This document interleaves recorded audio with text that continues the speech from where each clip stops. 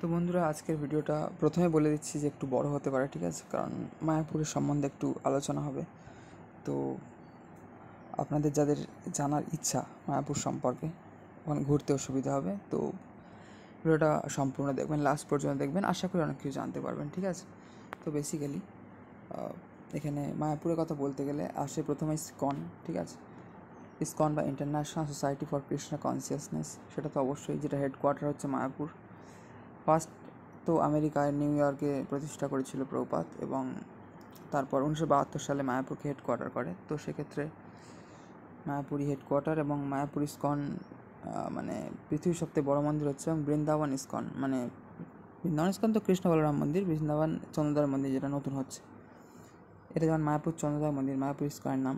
তো বৃন্দাবন ইস্কনের নাম শ্রী শ্রী কৃষ্ণ বলরাম মন্দির, কিন্তু আরেকটা ইস্কনের হচ্ছে, সেটা হচ্ছে অনেক জায়গায় অনেক কিছু যেমন ইস্কনের আন্ডারে, ঠিক আছে? সেটা হচ্ছে চন্দ্রোদয় মন্দির, বৃন্দাবন চন্দ্রোদয় মন্দির, যেটা আন্ডার কনস্ট্রাকশন আছে দুটোই। ওটা হচ্ছে সবথেকে উঁচু পৃথিবীর মন্দির হবে। তো মায়াপুর ইস্কন আপনারা ভিজিট করবেন, এবং মায়াপুর ইস্কন থেকে মায়াপুর ঘাটের দিকে যেতে আপনাদের প্রচুর মন্দির, ঠিক আছে? প্রচুর মন্দির পাবেন, অন্তত 10-15টা মন্দির হয়তো আছে। তার মধ্যে প্রধান হচ্ছে শ্রী চৈতন্য গৌড়ীয় মঠ বা কমল মন্দির, যেখানে আছে বলতে পারেন, ঠিক আছে?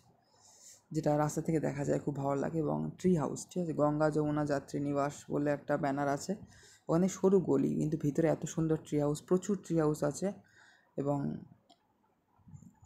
মানে গঙ্গার ধারে, এবং কাশফুল ফুটে রয়েছে, দেখে এলাম কদিন আগেই। তো সেক্ষেত্রে খুব সুন্দর। আর এই দিকে ওটা ইস্কন থেকে বাঁ দিকে, আর ডান দিকে যদি যাই, মানে সেক্ষেত্রে রাস্তার ওই পারেই প্রভুপাদ ঘাট গঙ্গাও পেয়ে যাবেন। ইস্কন 1 নম্বর গেটের থেকে একটু এগোলে ঘাটের দিকে যেতে রাস্তার ওই পারে পড়বে ডান দিকে। তো ইস্কন থেকে বেরিয়ে ডান দিকে যদি আমরা এগোই, তো সেক্ষেত্রে হচ্ছে ভক্তি সিদ্ধান্ত সরস্বতী মার্গ। তো ক্ষেত্রে আমরা হাইওয়ের দিকে যদি যাই, সেক্ষেত্রে অনেক প্রধান প্রধান মন্দির পড়বে ওখানে, সব ইস্কন আর গৌড়ীয় মঠের আন্ডারে, ঠিক আছে? গৌড়ীয় মঠ হচ্ছে প্রভুপাদের গুরু ভক্তি সিদ্ধান্ত সরস্বতী ঠাকুর প্রতিষ্ঠা করেছিল। তো এক্ষেত্রে হাইওয়ের দিকে যেতেও চৈতন্য মহাপ্রভুর জন্মস্থান, মাসির বাড়ি, এবং আরও এদিক ওদিক গেলে বামনপুকুর, রাজাপুর ইত্যাদি পড়বে। রাজাপুরের জগন্নাথ মন্দির খুব বিখ্যাত, যাকে পুরীর থেকে অভিন্ন বলা হয়। তো আমি রিসেন্টলি এপ্রিল মাসে 2বার গিয়েছিলাম, ফ্যামিলি ট্যুর ছিল। মানে 1 তারিখ গিয়ে 2 তারিখ এসেছিলাম, তার অনেক বছর আগে গিয়েছিলাম। বহুদিন যাওয়ার ইচ্ছা ছিল, বাট অনেক বছর পরে লিটারালি গেছিলাম। করোনার টাইমও ছিল, সেই টাইমে তো কোথাও তেমন বেরোনো হয়নি কারোরই। এবং ওই টাইমে আমাদের বলা যায় আধ্যাত্মিক প্রগতি হয়েছে, যাদের যাদের হয়েছে অনেকেরই, আই থিঙ্ক। কারণ ওই টাইমে আমরা স্পিরিচুয়াল বুকস পড়ার সময় পেয়েছি, লেকচার শোনার সময় পেয়েছি। যাই হোক, এক্ষেত্রে এইগুলো আপনারা ভিজিট করতে পারেন, এবং নবদ্বীপে যেতে পারেন। তো আমরা এখন 7বার গিয়েছিলাম, সেটা হচ্ছে 14 তারিখে, 14ই এপ্রিল। 14, 15, 16 তারিখ থেকে 17 তারিখ সকালবেলা, রামনবমীর দিন ইস্কনে মঙ্গলবাড়ি থেকে। ওখানে থাকলে বেশিরভাগ মানে প্রতিদিনই মঙ্গলবাড়ি দেখার চেষ্টা করি। এবার বৃষ্টির জন্য একদিন দেখতে পারিনি। তো মঙ্গলবাড়ি দেখে 17 তারিখে বেরিয়ে গেছিলাম, রামনবমীর দিন নবদ্বীপ। তারপরের দিন 18 তারিখে ওখান থেকে কাটোয়া বেরিয়ে গেছিলাম মহাপ্রভু সন্ন্যাসপীঠ দেখার জন্য, সেখান থেকে ঘুরে সেদিন রাত্রি বাড়ি এসেছিলাম 18 তারিখ। আর ঠিক তেমনই, যেমন এপ্রিল মাসের 14 থেকে 17 তারিখ মায়াপুরে ছিলাম, এইবারও সেপ্টেম্বরের সাডেনলি এরকম হয়ে গিয়েছে দেখি, 14 তারিখ থেকে 17 তারিখ অবধি মায়াপুরে ছিলাম, এবং সেখান থেকে বাড়ি এসেছি ডিরেক্ট কৃষ্ণনগর হয়ে গিয়ে, ওখান থেকে নবদ্বীপ কাটো হয়ে আগের বার এসেছিলাম, এবার কৃষ্ণনগর দিয়ে গিয়ে আবার কৃষ্ণনগর দিয়ে ফিরলাম। যাওয়ার সময় দমদম দিয়ে, আসার সময় শিয়ালদা দিয়ে এলাম সিট পাওয়ার জন্য। তো যাই হোক, এক্ষেত্রে আগের বার যখন গিয়েছিলাম, আরেকজনকে নিয়ে আমি এই দুটো ট্রিপ করেছি, এপ্রিল মাসে, এই সেপ্টেম্বর মাসে 3 দিন করেছিলাম। তো সেক্ষেত্রে আমার যে অভিজ্ঞতা অনেকটাই হয়েছে, সেক্ষেত্রে আপনাদের বললাম।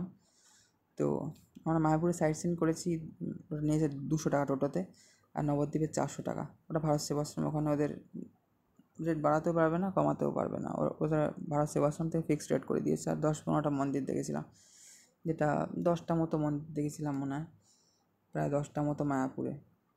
তো সেক্ষেত্রে মায়াপুরে মানে আমরা যার সাথে গঙ্গা স্নান করতে গেছিলাম, তার টোটোতেই গিয়েছিলাম আবার। তো মানে বলতে গেলে আমরা আগের বারে গঙ্গা স্নান করেছিলাম নবদ্বীপ যাওয়ার আগের দিন 16 তারিখে। এবার করার ইচ্ছে ছিল, বাট বৃষ্টি হচ্ছিলো, নিম্নচাপের গেছিলাম 3 দিন ছিলাম, 3 দিনই বৃষ্টির জন্য আমরা ঠিক করতে পারিনি। তো যাই হোক, আগের বারে আমি পৈতে বা যজ্ঞে পবিত্র চেঞ্জ করেছিলাম। এবারও ইচ্ছা ছিল। অ্যাকচুয়ালি আগের যে 2বার গেছিলাম এপ্রিল মাসে, প্রথমবার আমি পৈতে নিয়ে গিয়েও আবার ফিরে এসে, কারণ আমি লোকেশান জানতাম না গঙ্গার, এবং জিজ্ঞেস করারও ঠিক সময় হয়নি, কারণ গিয়েছি সকালে এবং দেখতে দেখতে বেলা হয়ে গিয়েছে, এবং আর কখন চান করবো, রুমেই চান করে নিয়েছিলাম। এবং সেকেন্ডবার আমি যেহেতু 3 দিন ছিলাম, তো সেহেতু ওখানে খোঁজ করে দেখলাম যে 1 নম্বর গেটের থেকে একটুখানি হাঁটলেই হয়। জানতাম না বলে একবার টোটো দেখেছিলো, 2জন ছিলাম আমরা। তো যাওয়া 20, আসা 20, 10 টাকা করে নেয়, 40 টাকা বেকার গিয়েছিল।